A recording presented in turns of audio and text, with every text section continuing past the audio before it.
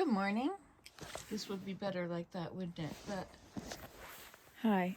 I don't want to turn and look at the back of the camera, but I want to show you out here.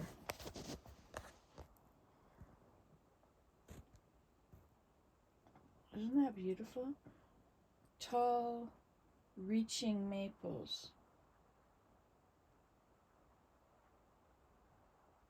Snow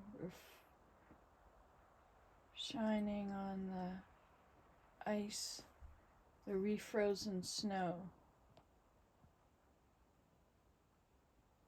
For a long time there was mist right through there against the hillside on this side of those green trees.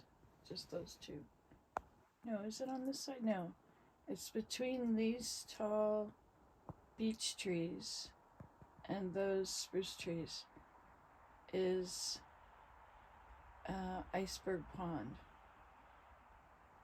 And then between this tree and the island, this is an island, is the moat.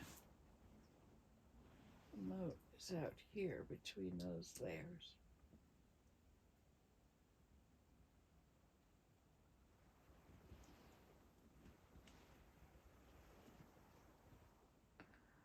It's just so beautiful here. Isn't it lovely?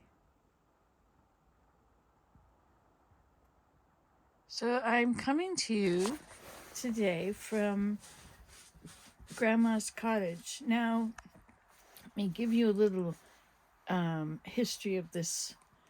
When I was leaving the dump one day, there was this old trailer sitting in a yard, and in big black paint written over it was free.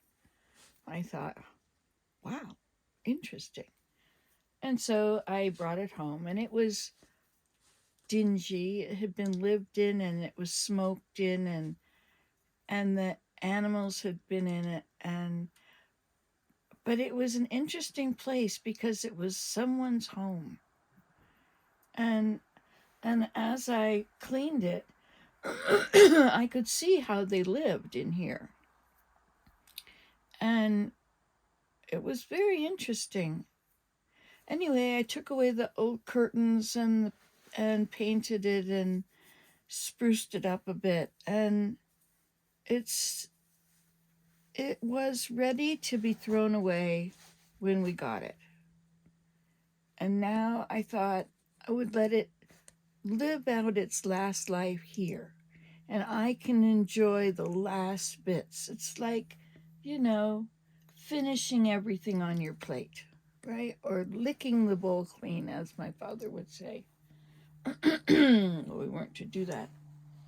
So there's many things that have gone on in here. The most recent of which is the roof is starting to really look like, well, the paint is peeling off it and it could fall one day. Not today. Certainly not today. I'm here. It wouldn't fall today. There's also this cupboard up there. I had put a piece of ice and water shield over this years ago. I'd put a bunch of it over. But one piece had blown off, or blown, so I couldn't reach it from the ground. I didn't have a ladder, and I never did it. And so I learned, that if you don't, a stitch in time saves 9. 9 is a lot more than 1. The amount of work and effort it would have taken to put that over was a certain amount of effort that I wasn't willing to do at that time.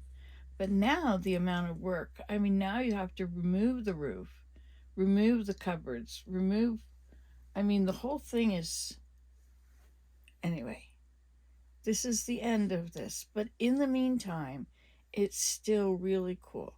I keep extra shoes and boots in here. They're all outdoor stuff. And I keep all the water stuff in here, the fish nets for the ponds, and I keep tents and, paddles, whatever it is I have, life jackets, blow up boats, but I've also got a broom, and I've at the dump I found flooring twice, and so I put those down, which don't match, but they give it a floor, sort of.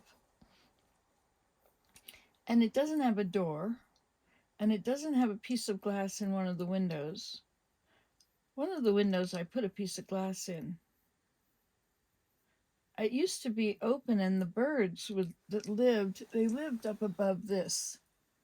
And after the years, it's now from here, it's this tall. And the birds could no longer live in there. And I left the nest, but now I moved the nest. I put it over on the shelf under the window around the corner. But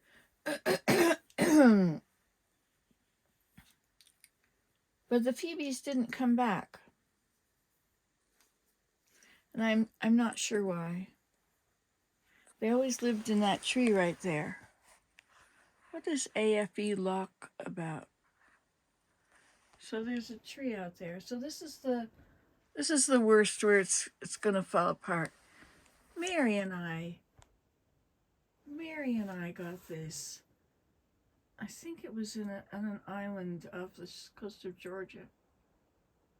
Life is good at the beach. Anyway, it's